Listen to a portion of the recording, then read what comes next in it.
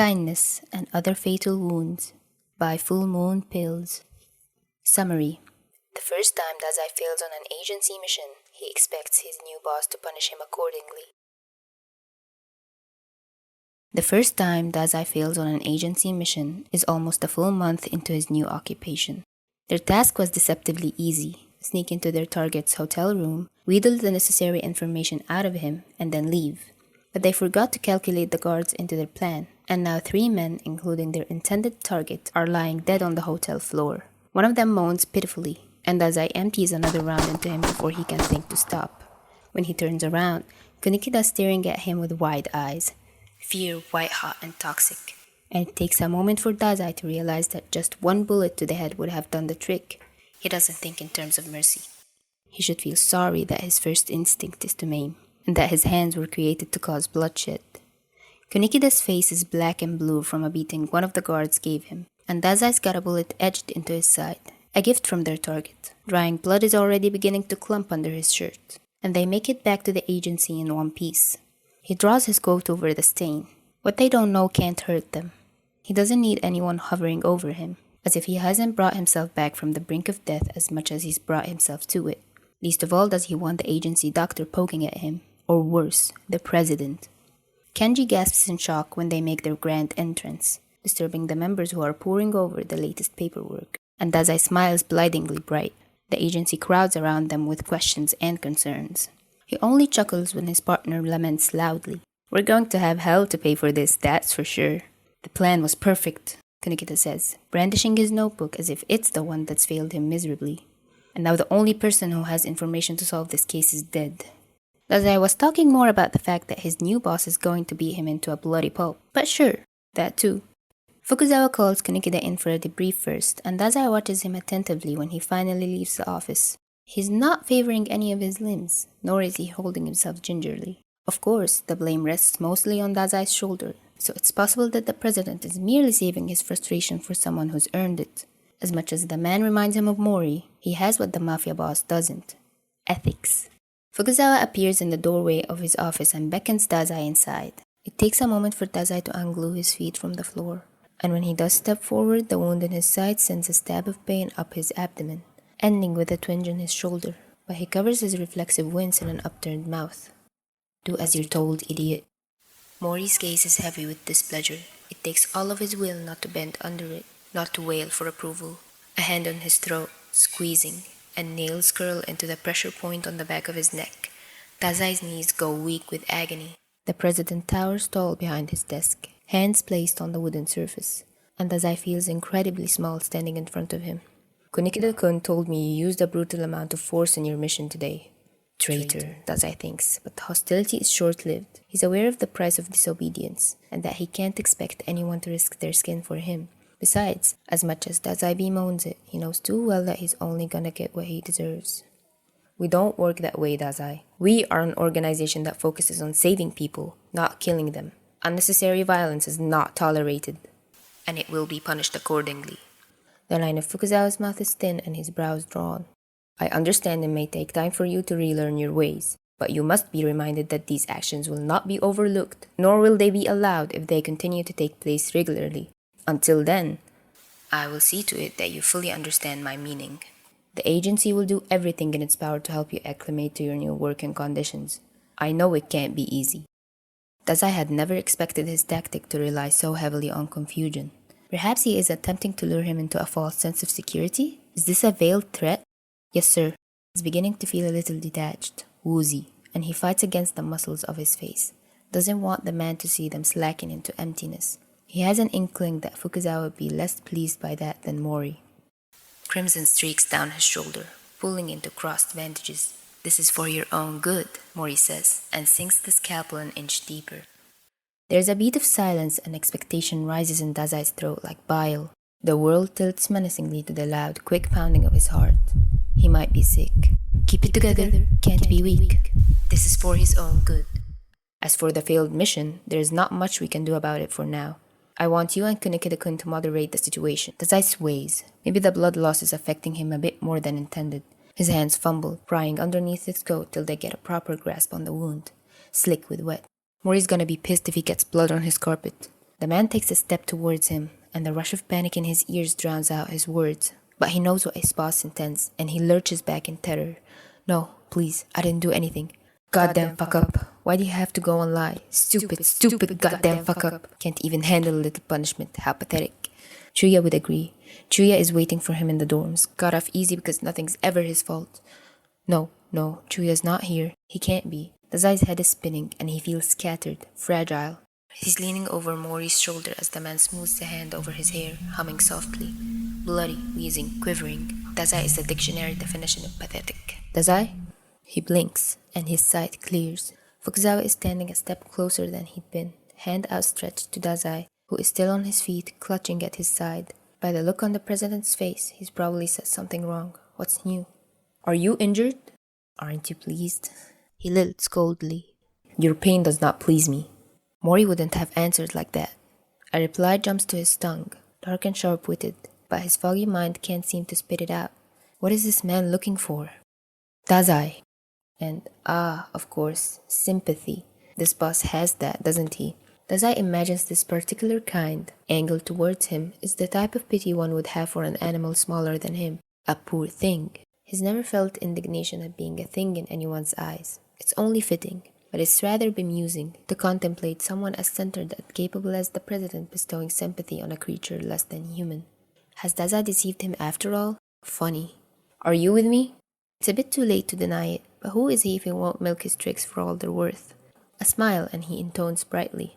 It's only minor. Can't have Kunikita-kun stealing the spotlight with his face, can we? Fukuzawa is not having any of his bullshit. Show me. He sheds his coat and rolls up his shirt, nudging the bandages out of the way tenderly. Not enough to expose his scarred skin, but enough for the president to get a good look at the bullet hole. Dazai glances at him when there is no response, and stares dumbly at the blatant surprise on his face, which softens into something uncomfortably close to acknowledgement. A second too late, his mind catches up to his actions. Quiet obedience, without putting up a protest, and disgust settles like a stone in the pit of his empty stomach. Blind submission. He may have hidden Mori's marks of ownership under swaths of bandages, but they're still clear as day in all of his tendencies. He turns his gaze doggedly on the floor, jaw clenched tight, and doesn't make a sound as Fukuzawa's fingers settles against the wound. And then Fukuzawa twists and shoves 2 fingers into him, and they move under his skin like live animals, latching over the heated surface of the bullet still embedded, smelling sharply of copper and retribution. No. Dazai blinks, and the image of blood spitting out of his wound like a siphon, his boss's fingers tucked under his flesh, is gone. Fukuzawa removes the light pressure, and a wave of dizziness washes over Dazai. He didn't do anything. Why hasn't he done anything? Stupid Dazai. Of course this is just a test of composure. The real punishment will only begin when he witnesses a crack in Dazai's walls, a hole he can squirm into that isn't physical. The bleeding isn't heavy, but it looks like the bullet's still inside. You should have let me know, and I would have asked Yusano to take care of it before we talked. He says, and though his tone is strict, there is an underlying gentle steadiness. It's unsettling. The president's eyes are soft with concern. Dazai stares. He doesn't understand. Is there a problem, Dazai-kun? Why does he have to sound so kind? He'd like to put a few bullets in this man's back just for looking at him with those eyes. Aren't you gonna punish me? Fukuzawa's expression dips into controlled anger, and relief washes over Dazai like a wave until he realizes there's something else there too. Pity? Fuck. He'd like very much to throw up right now. Actually, scratch that. He'd very much like to throw himself off a bridge right now. Why would I do that? I failed the mission. I had a job and I didn't complete it. It would be unwise of you to let that go. His breath rattles with the effort it takes to speak. Pain is settling into his ribs. Unpunished. I might not learn my lesson otherwise. I've told you this before. We do not work that way here. I don't care if you're used to being punished for making a simple human error. That's never going to happen at the agency. Understand? There are going to be exceptions when it comes to Dazai, however merciful Fukuzawa appears now. One day he's going to mess something up to the extent that not even Fukuzawa can forgive. And on that day his upstanding promise will fly out of the window without a second thought. It's not insurance for future safety. But Dazai figures it would be stupid to keep pressing. He nods and lets the president shepherd him out of the office and to Yusano, who only looks mildly surprised when she learns he's been bleeding out for the past half hour. He hates the sounds that comes with these things, the snap of latex gloves on skin, the rattle of a cart with neatly lined up instruments. After a stout of refusal to lie down on the cot and plenty of bickering, Yusano resigns herself to treating him sitting upright, and the president takes his place on Dazai's other side, and ensures that he won't try to run away while Yusano is fingers deep in his flesh.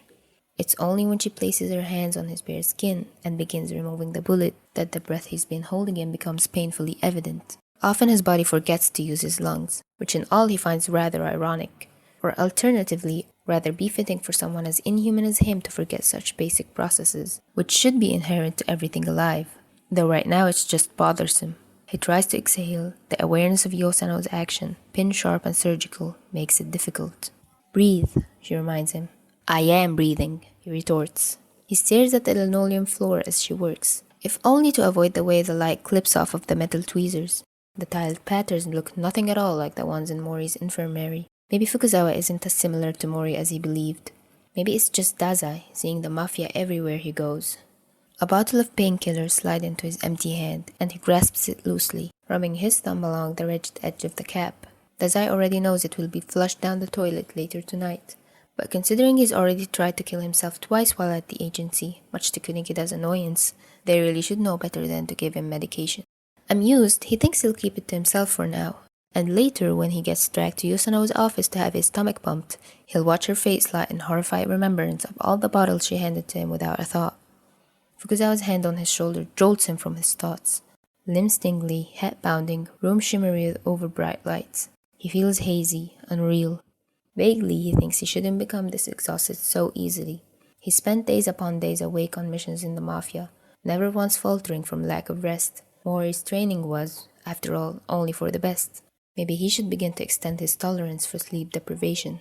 1 all-nighter, then 2, then 3 consecutive days, and so on. Maybe it would cause less failures like today's. Dazai makes a mental note to return to the idea when Yosano isn't sewing him up.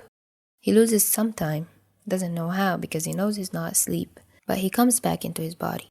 He thinks Yusano is finishing. She might be talking. It sounds blurry.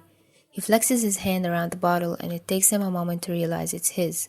And then he becomes aware of another sensation besides the needle. Fukuzawa is rubbing flat palm circles against his back, a soothing, controlled pressure. His nerves are screaming at him to move, raising his bones with the gritting of metal dragging against calcium. Move! But his body is too disconnected and unresponsive to even twitch away. The powerlessness of him being simultaneously touched and paralyzed is something he fears. It should be. If he had any energy left to expand on self-preservation, it would be. Dazai doesn't know what to do, so he sits there and lets it happen. It's not that nice. It's really not. It's just taken him by surprise, that's all. It's not every day someone touches you without the intent to hurt. In fact, he can't ever remember something like this. And when Fukuzawa pulls his hand away, Dazai definitely doesn't have to bite his lip to resist the urge to follow the motion with his body. He's not that stupid. On second thought, Yosano says and plucks the bottle right up. Her eyebrow is arched, threateningly. "I heard Kunikida's-san drag you out of the river the other day." Dazai pouts. "You'd think the man's never gone fishing before. Besides, he was so mean to me. Don't you think he'd much rather if I choked over—" "Nope. You'd be doing Kunikida-kun a favor." She sighs and threatens. "Get out of my office or I might just have to take out my chainsaw." I'm out. He surrenders, eyes wide in mock fear, hands held up like he's under arrest as he stands. His legs are a bit shaky, but it's nothing he can't act away. He walked around pretending a broken ankle was just a scratch for an entire mission. Hell if he can't pretend he's not still rattled.